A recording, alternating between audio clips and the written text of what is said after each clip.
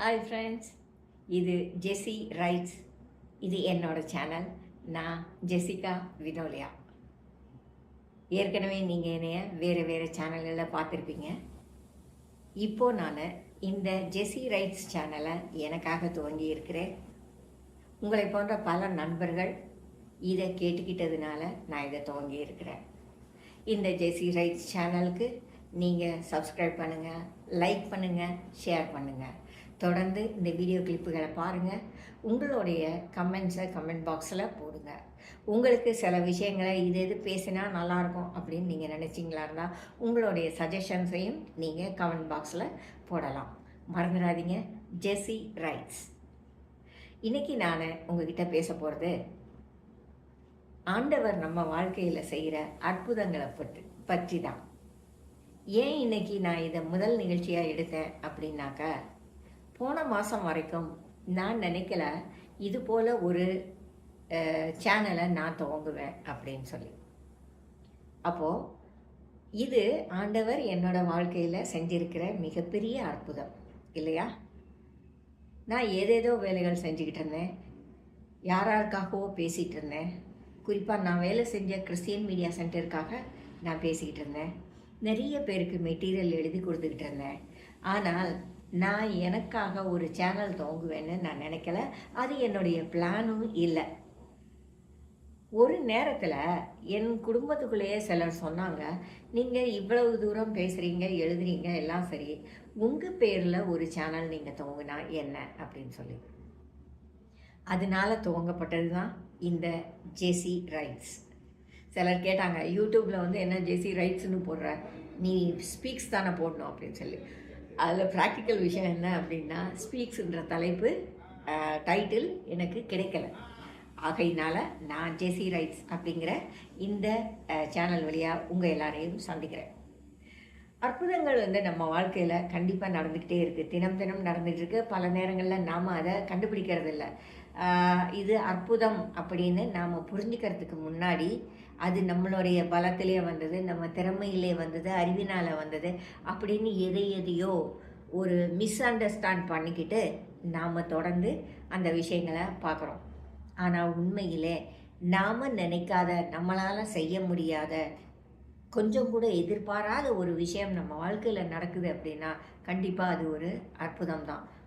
இது மாதிரி விஷயங்களுக்கு நம்ம யாரும் தகுதியானவங்க இல்லை. என்னையே எடுத்துக்கோங்க, நான் இப்படி ஒரு சேனல் துவங்குறதுக்கு தகுதியான ஆள் கிடையாது இல்லையா? ஆனால் ஆண்டவர் என்ன இதை ஸ்டார்ட் பண்ண வச்சுருக்கார். இதோடைய நோக்கங்கள் அவருக்கு தெரிஞ்சிருக்கும், ஒருவேளை எனக்கு தெரியலைன்னாலும்.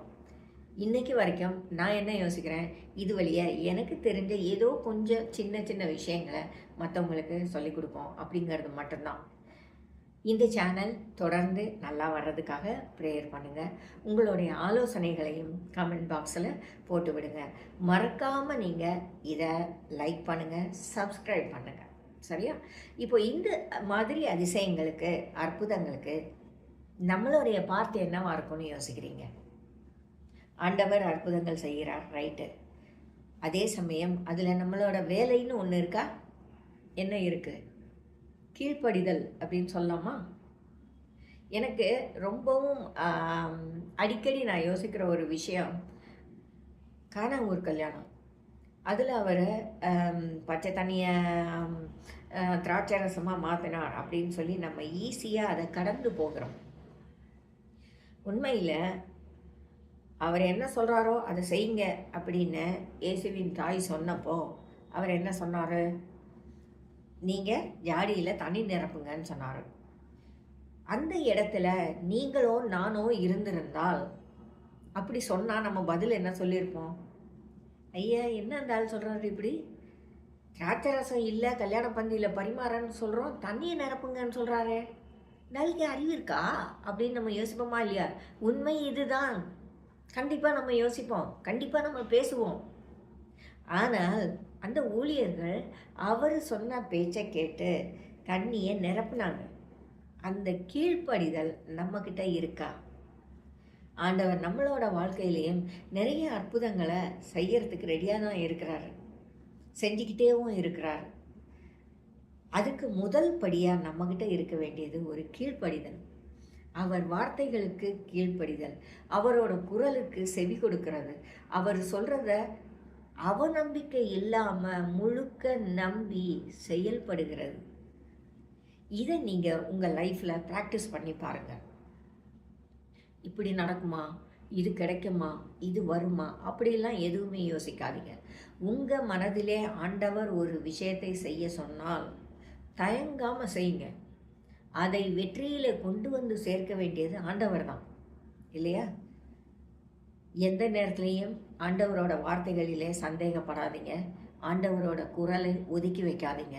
உங்கள் வாழ்க்கைக்கும் நிறைய அற்புதங்கள் காத்திருக்கு, என்னோட வாழ்க்கை போலவே. ஆகையினால அற்புதங்களுக்கான மனநிலையை நீங்கள் ரெடி பண்ணிக்கோங்க. அதாவது கடவுளின் வார்த்தைக்கு கீழ்ப்படிங்க, கடவுளின் குரலுக்கு செவி கொடுங்க. அற்புதங்கள் கண்டிப்பாக உங்கள் வாழ்க்கையிலையும் நிறைய வரும். தொடர்ந்து அடுத்த நிகழ்ச்சியில் பார்க்கலாம். Signing off Vinolia for Jessy rights.